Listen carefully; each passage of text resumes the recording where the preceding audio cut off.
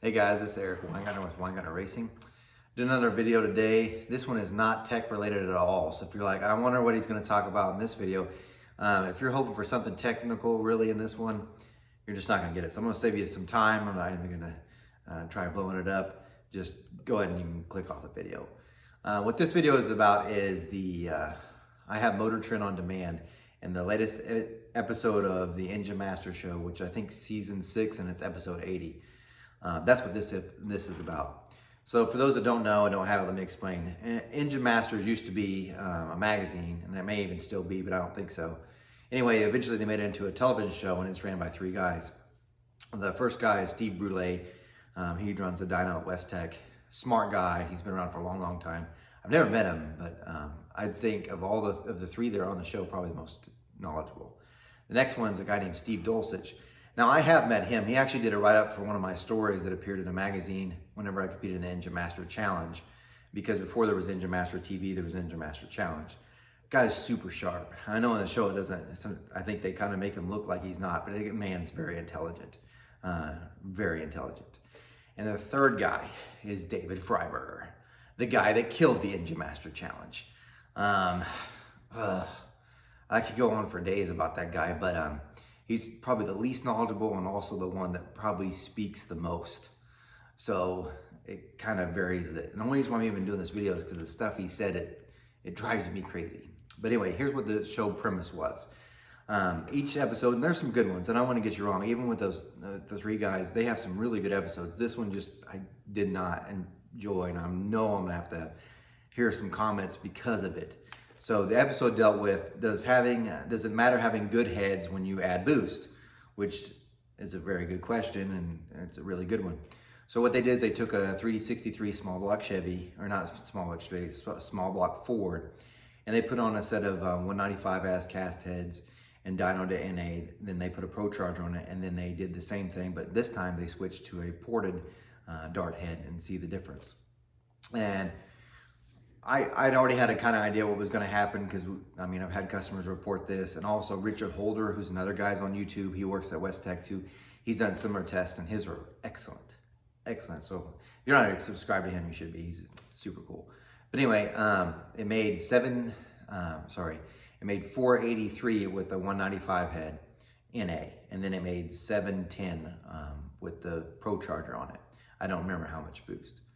So then they put the better heads on and it made something like 580 or so NA power. So it picked up quite a bit on NA power, but it only made 720 with boost. And so they went to talk about it, and David Freiberger's comments drove me crazy because he was pretty much insinuated, no, it didn't matter having a better head. It did make a difference because it only gained 10 horsepower. And the whole time when he's going over the graph and he's showing, remember, they never changed the belt on the supercharger. It's the exact same. And he for the longest time, until Steve Dulcich finally said the very important words, because according to David, he's like, the heads didn't make any difference because it only gained 10 horsepower with these nice head, so it really doesn't make a difference. Oh, but Steve Dulcich thankfully was there and said, can we look at the boost numbers?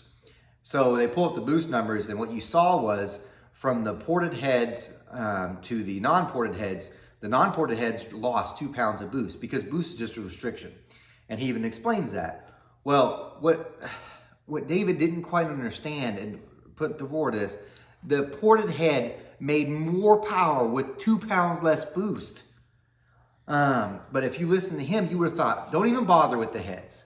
Don't even bother. You just run whatever you got and just put some boost to it. Even though later on in it, he talked about this Pro Charger they put on the stock Chevy, and they couldn't get it to make more than 300 horsepower because they're trying to crowd air in and it wouldn't take it. So he's contradicting his own words. Now you say, why does it matter to you? Because I cannot begin to tell you the number. And usually it's LS guys who say, I don't need to worry about porting my heads. I'll just put more boost to it. And each time it makes me cringe because I know exactly what's going to happen. You're going to have to either one, spin your Pro Charger higher or your supercharger, or put more, work your turbos harder to make more boost to make the same power. So what that means is you're putting more stress on your engine. So you're more likely, one, to tear it up. So you'll have these guys will get an LS junk engine, put a lot of boost to it, and they're like, I don't need ported heads, and then it blows up. And then they're like, if you could have made more power and gone faster with a ported set of heads and been easier on your engine. Even so, here's something, because I don't want to just give criticism. I want to tell exactly what they could have done to fix the show. At the very end of the show, they show that ported heads, they decide they're going to wick up the engine and see how much if they can make 1,000 horsepower. And they made 998. Now this is with the ported heads. They didn't try with the 195 heads. So made almost 1,000 horsepower. Really good. What they should have done to prove how worthy or not worthy the non-ported heads were is try to make 1,000 horsepower with the non-ported heads. That would have showed them, because I would promise you, you would have had a harder time trying to make that happen. So, guys, I just want to point that out. Yes, ported heads matter, even if you're running boost. So it's easier on the engine, and you're like, well, you do ported head. That's the reason why you're trying to sell it. No, I'm trying to save you an engine.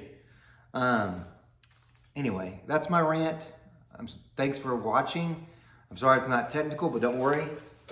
This is a set of small block Fords because you guys have been asking. These are the trick flow heads. These are for a review later on. I've got some small block Ford headhunters to review.